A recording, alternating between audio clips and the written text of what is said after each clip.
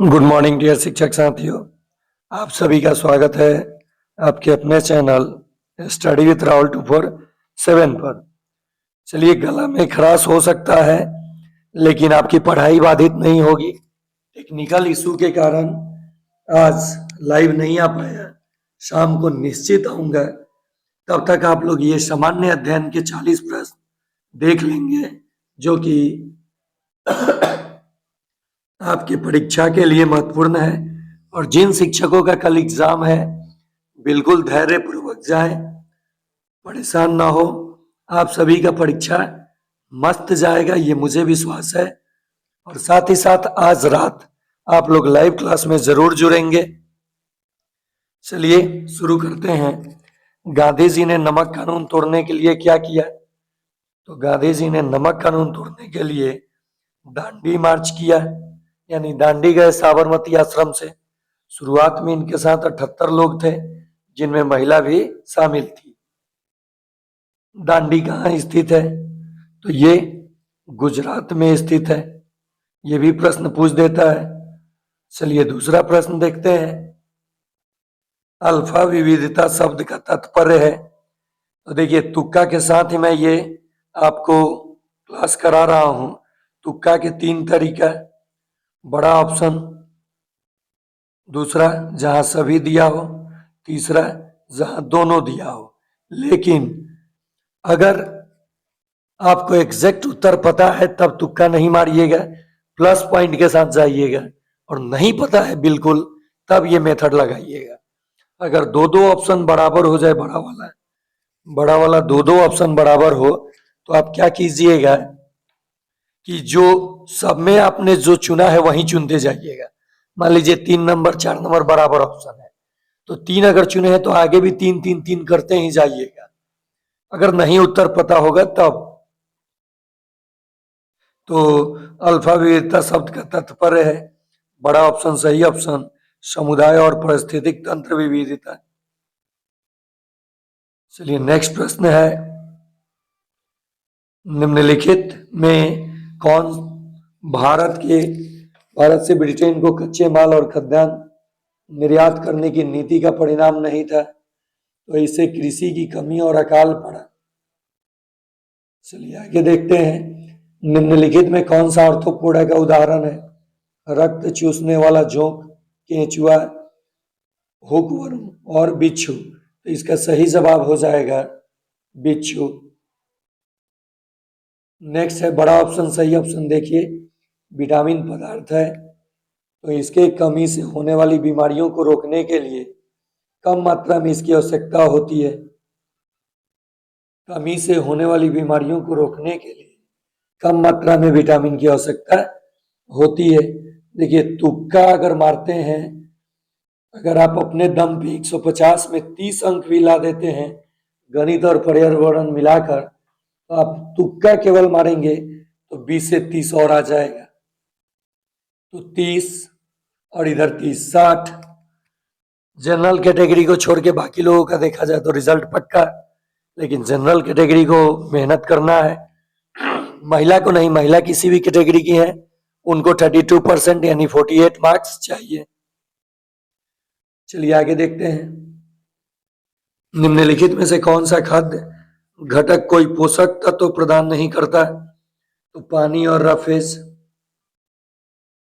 निम्नलिखित में से कौन सा गुजरात का बंदरगाह शहर नहीं है?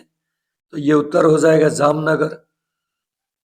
तेजी में करा देते हैं क्लास, देख लीजिए और आप लोग रिवीजन कर लीजिए। इस वीडियो के डिस्क्रिप्शन में मैंने एक गणित के ब्रह्मास्त्र को दिया है, एक हिंदी के ब्रह्मास्त्र को दिया है, एक सभी सब्जेक्ट का ब्रह्मास्त्र है, और एक विज्ञान और पर्यावरण का ब्रह्मास्त्र है। इस वीडियो के डिस्क्रिप्शन में पांचों का लिंक है, आप आज देख सकते हैं। निम्नलिखित में से कौन सा रसायन ओजोन परत के क्षरण के लिए जिम्मेदार है? तो क्लोरोफ्लोरोकार्बन, CFC। कौन सा पोषक तत्व हमें बीमारियों से बचाता है? तो विटामिन और खनिज, विटामिन और खनिज। नेक्स्ट है, निम्नलिखित में से कौन अंतरिक्ष में उड़ान भरने वाले पहले जानवरों में से एक बन गया? तो वो है कुत्ता जिसका नाम था लाइकी लाइका था, इसका नाम क्या था? लाइका। और ये कुतिया थी। ये भी प्रश्न कभी कभी पूछता है। राष्ट्रीय बाल श्रम उन्मूलन प्राधिकरण का गठन कब हुआ था? तो ये 26 सितंबर 1994 को हुआ था। नेक्स्ट, दुर्गा एक गांव में रहती है और ईंधन के रूप में लकड़ी या गाय के गोबर उपलों का उपयोग करती है। चूल्हों पर खाना बनाती है। वह पिछले 3 महीने से गंभीर खांसी से पीड़ित है। इसका कारण हो सकता है ईंधन जलाने से उत्पन्न कालिख जो उसके श्वसन पथ में जमा हो गई हो। ये तो कोई भी जवाब दे देगा। मछली में कौन सा विटामिन मौजूद होता है? तो मछली में विटामिन डी और ए, ये नियासिन नहीं, विटामिन डी और ए, जल में घुलनशील विटामिन बी सी और वसा में घुलनशील विटामिन के ई डी ए, रक्त को थक्का नहीं जमने देने वाला विटामिन यानी के, रक्त को थक्का बनाने वाला विटामिन के आप लोग याद रखेंगे। एक प्रश्न का जवाब आप लोग देंगे। बेरी बेरी किस विटामिन की कमी से होती है? ए ऑप्शन बी है, बी, सी है डी और डी है ई। चलिए नेक्स्ट, कुतुब शाही सुल्तानों ने किस युग में शासन किया था? तो ये 1518 से 1687 तक। भारत में काली क्रांति का संबंध किस उत्पाद के निर्माण से है? तो काली क्रांति कच्चा पेट्रोलियम से है। लॉन टेनिस में निम्नलिखित में से कौन सा शब्द आमतौर पर इस्तेमाल नहीं किया जाता है? तो बल्क। निम्नलिखित में से कौन सा वाक्य भोजन को अधिक पकाने के सही प्रभाव को दर्शाता है? तो अधिकांश पोषक तत्व नष्ट हो जाएंगे। निम्नलिखित में से कौन सा जल प्रदूषण का प्राथमिक कारण है? तो भूजल पुनर्भरण। निम्नलिखित में से कौन से माइक्रोन्यूट्रिएंट्स सामान्यतः मिट्टी में पाए जाते हैं? तो ये है नाइट्रोजन, फास्फोरस और पोटेशियम। बड़ा ऑप्शन सही ऑप्शन। जीभ के किस भाग से कड़वा स्वाद ज्ञात होता है? तो ये वापस भाग से। पारिवारिक शिक्षा के साथ क्या जोड़ा जाना चाहिए ताकि परिणाम बेहतर हो? तो सूचना और प्रौद्योगिकी। अगला प्रश्न, भारत में निम्नलिखित में से सबसे ऊंचा बांध है? तो ये भाखड़ा बांध है। निम्नलिखित कारणों से व्यक्तिवादी पारिवारिक पैटर्न तेजी से बढ़ रहा है? तो ये बड़ा ऑप्शन सही ऑप्शन, पश्चिमीकरण और मुक्त जीवन शैली की कल्पना से। भारतीय रेलवे नेटवर्क का विश्व में कौन सा स्थान है? तो ये चौथा स्थान है। निम्नलिखित में से कौन सा ईंधन पर्यावरण के अनुकूल है और पेट्रोल डीजल की तुलना में कम महंगा है? तो ये प्रोपेन और इथेनॉल। देखिए दोनों, जहां भी दोनों दिखे तुक्का के साथ जाइए। समुद्र तल से ऊंचाई के अनुसार हिल स्टेशनों का घटते क्रम है? तो शिमला, कोडई कनाल, दार्जिलिंग और महाबलेश्वर। चलिए फिर बड़ा ऑप्शन सही ऑप्शन। टेट्रिस गेम के बारे में कौन सा कथन गलत है? तो इसके उद्देश्य एक ही रंग के ब्लॉक को संरेखित करने के लाइनों का साफ करना है। बड़ा ऑप्शन सही ऑप्शन। मनुष्य के पेट में गैस्ट्रिक जूस डैश होता है? तो ये अम्लीय होता है। ट्रैफिक स्तर का निर्माण डैश से होता है? बड़ा ऑप्शन सही ऑप्शन। देख लीजिए, खाद्य श्रृंखला से जुड़े जीव। और निम्नलिखित कथन में कौन सत्य है? केवल काम महत्वपूर्ण, खेल की कोई प्रासंगिकता नहीं है। कथन भी काम और खेल समान रूप से महत्वपूर्ण है। तो महत्वपूर्ण है तो ये केवल बी सत्य है। शीतल पेयजल फ्रिज के लिए कौन सी गैस उत्तरदायी है? तो कार्बन डाइऑक्साइड। मेटाबॉलिज्म का तात्पर्य है तो ये ऊर्जा का लाभ या विमोचन करना। निम्नलिखित में से कौन सा खनिज थायरॉक्सिन नामक हार्मोन के संश्लेषण में महत्वपूर्ण भूमिका निभाता है? तो ये आपका हो जाएगा आयोडीन।